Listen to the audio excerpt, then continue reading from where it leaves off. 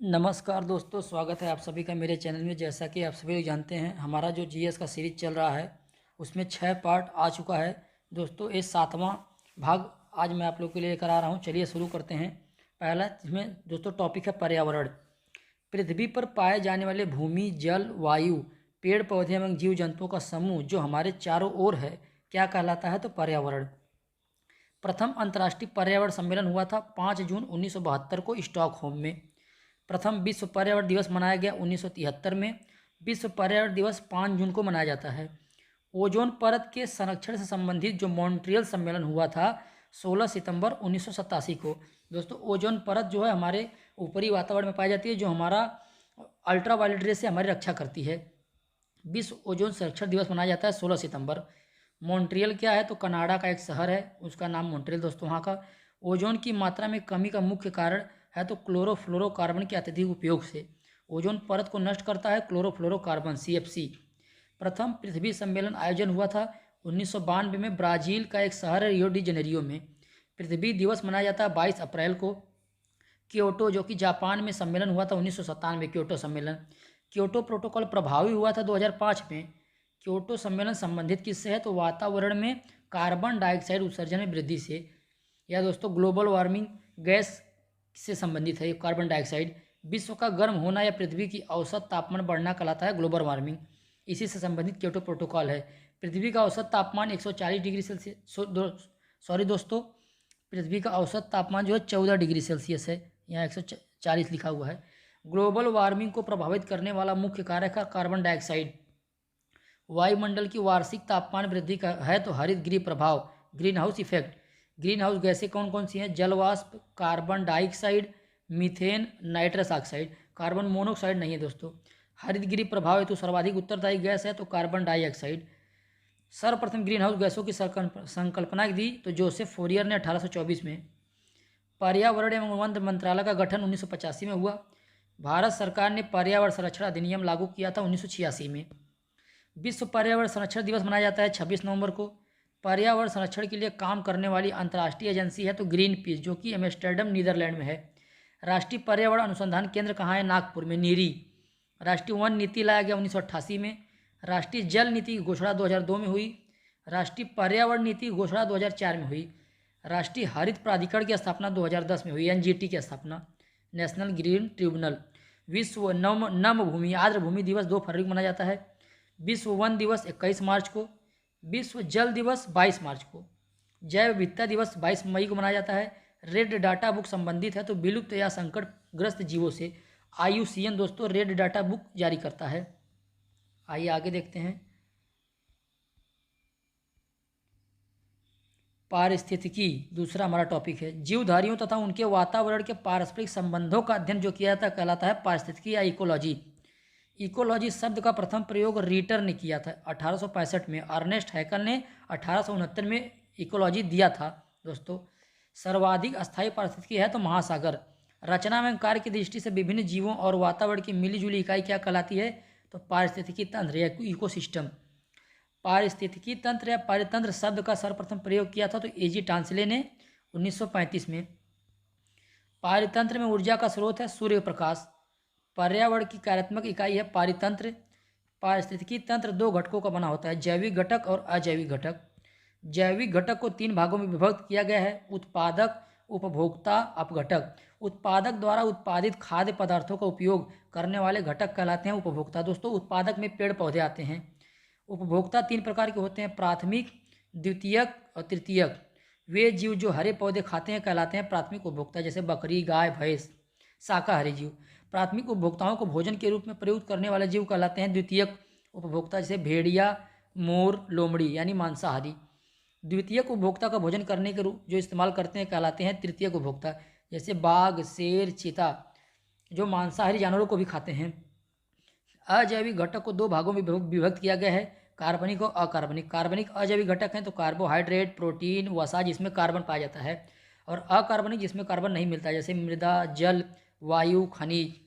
अपघटक क्या होते हैं? तो कवक और जीवाणु, जो कार्बनिक पदार्थों को छोटे छोटे टुकड़ों में तोड़ देते हैं। सफाई कर्मचारी कहलाते हैं अपघटक। एक जीव द्वारा दूसरे को खाए जाने पर पोषक तत्वों या ऊर्जा का रूपांतरण कहलाता है तो खाद्य श्रृंखला।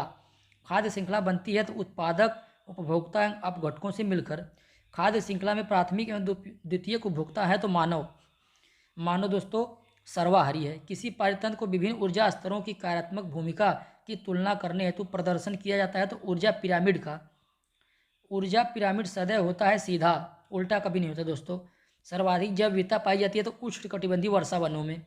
पारिस्थितिकी विज्ञान केंद्र कहाँ है तो बेंगलुरु में, कर्नाटक में।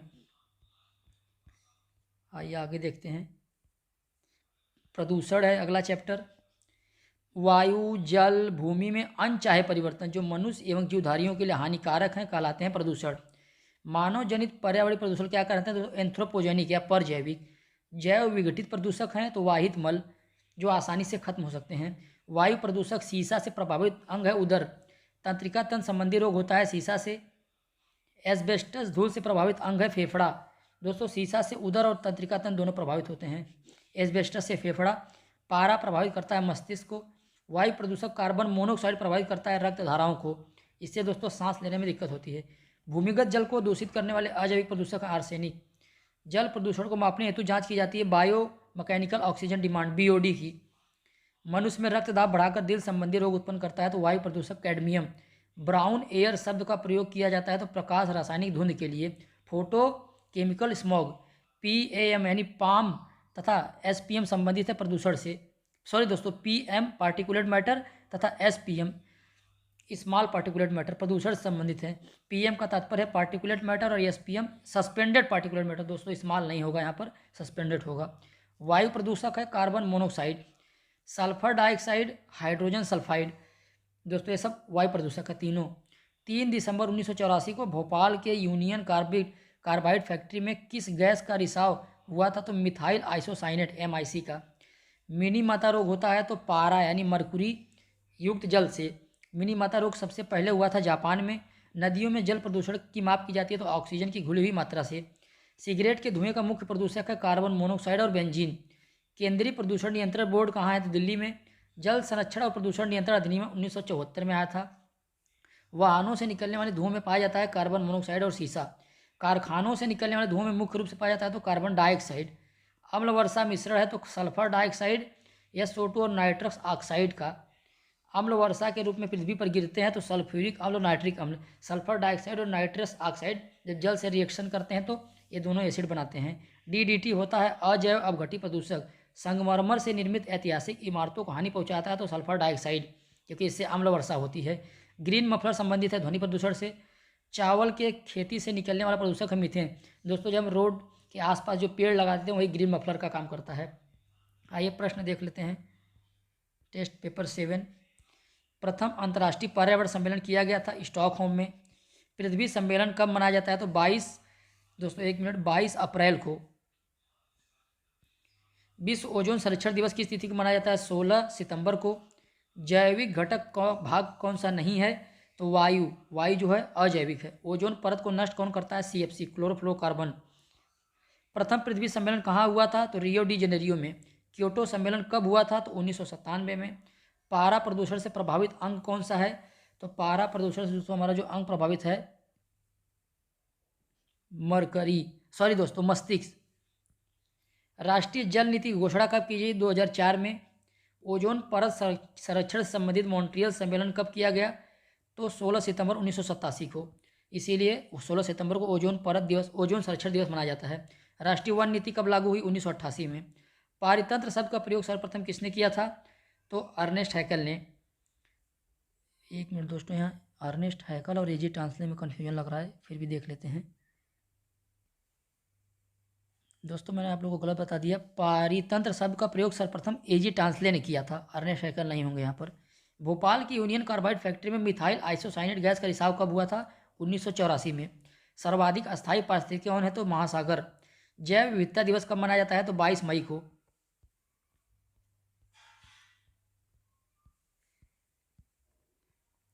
पर्यावरण की कार्यात्मक इकाई क्या है तो पारितंत्र। नदियों में जल प्रदूषण की माप किसके माध्यम से की जाती है तो ऑक्सीजन की घुली हुई मात्रा। विश्व पर्यावरण दिवस मनाया जाता है 5 जून को। क्योटो प्रोटोकॉल कब से प्रभावी हुआ था तो क्योटो प्रोटोकॉल 2005 में प्रभावी हुआ था दोस्तों। पृथ्वी का औसत तापमान कितना है तो पृथ्वी का औसत तापमान जो है 14 डिग्री सेल्सियस। निम्नलिखित में से ग्लोबल वार्मिंग को प्रभावित करने वाला मुख्य कारक कौन सा है? तो कार्बन डाइऑक्साइड। वायु प्रदूषक शीशा से प्रभावित अंग है? तो वायु प्रदूषक शीशा से दोस्तों मस्तिष्क है। क्योटो सम्मेलन का मुख्य उद्देश्य क्या था? तो क्योटो सम्मेलन का मुख्य उद्देश्य था CO2 को कम करना। पारितंत्र में ऊर्जा का मुख्य स्रोत क्या है? तो सूर्य। प्रथम बार इकोलॉजी शब्द का प्रयोग किसने किया था? तो इकोलॉजी शब्द का प्रयोग दोस्तों सबसे पहली बार जिन्होंने किया था, रीटर ने किया था। सर्वप्रथम ग्रीन हाउस गैसों की संकल्पना किसने की? तो जोसेफ फोरियर ने। विश्व वन दिवस कब मनाया जाता है? तो विश्व वन दिवस 21 मार्च को। विलुप्त हो रहे प्राणियों का संबंध किससे है? Red data book. विश्व जल दिवस कब मनाया जाता है? तो 22 मार्च को। और 22 अप्रैल को विश्व पृथ्वी दिवस।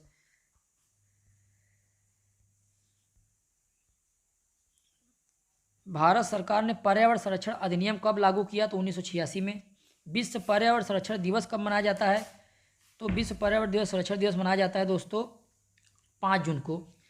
पर एक मिनट दोस्तों, विश्व पर्यावरण दिवस 5 जून को मनाया जाता है। विश्व पर्यावरण संरक्षण दिवस यहाँ पर दिया हुआ है, यहाँ 26 नवंबर होगा। अगर विश्व पर्यावरण दिवस पूछेगा तब 5 जून होगा, और विश्व पर्यावरण संरक्षण दिवस अगर लगा दिया तो दोस्तों 26 नवंबर होगा। ये आप लोग याद रखिए। पर्यावरण संरक्षण के लिए कार्य करने वाली अंतर्राष्ट्रीय एजेंसी है तो ग्रीन पीस। राष्ट्रीय पर्यावरण अनुसंधान केंद्र कहाँ पर है? तो नागपुर में। इसको शॉर्ट फॉर्म में नीरी कहा जाता है, NEERI।